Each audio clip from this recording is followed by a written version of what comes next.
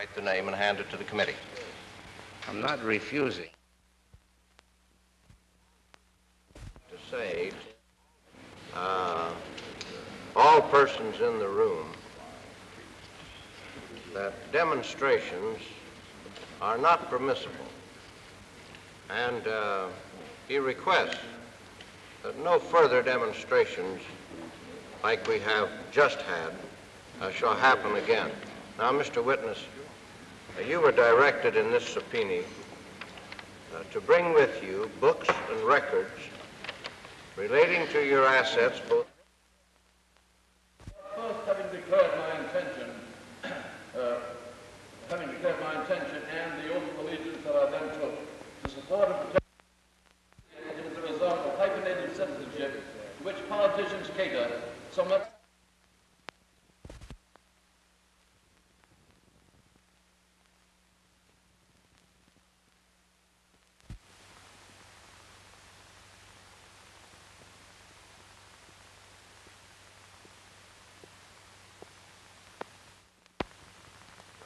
Of the radio and television companies as to the sponsorships that they have and the hearing.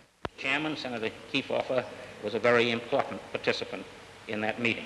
I now have, Mr. Chairman, the bound copies of the resolutions, the suggestions that came out of the conference, and the work of the permanent committees that were set up and have been working on these problems ever since, which I feel would make a very profitable addition to the records of this committee.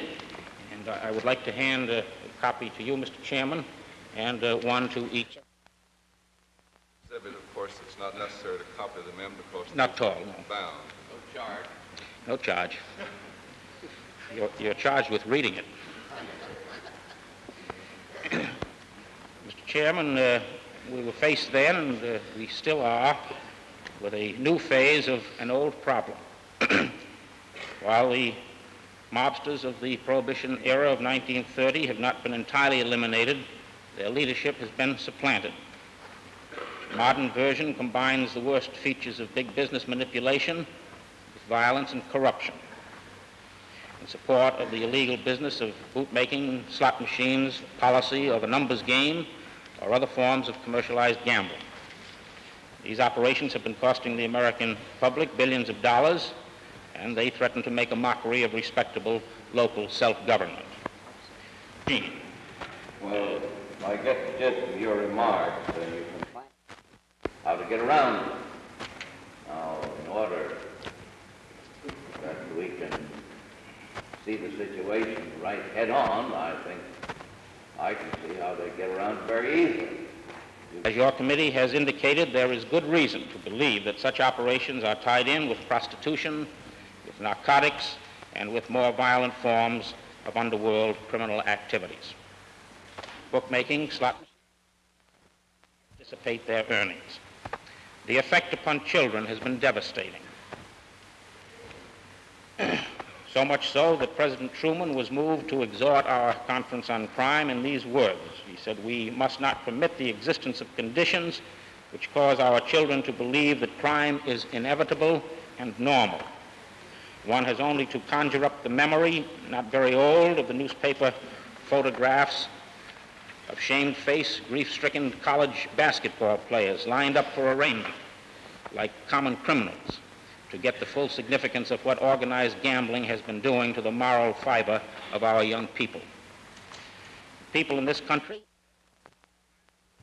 and I said that I think the time was right for the drive for public support through press, radio, motion pictures, civic clubs, business leaders, churches, schools, labor unions, and every form of decent organization. The stage is set for you to capture the popular imagination in a stirring campaign to crush organized crime in your communities. Conference has led to a mounting series. Your committee has been through a tremendous experience. It has been thrilling. The path of festering, it has been trailing the path of a festering sore, which is eating away at the strong and healthy tissues of our great country. Nevertheless, I am confident that once again we are on the way to producing solutions in the incessant war against crime. regarding the continuing. I'm going to ask you to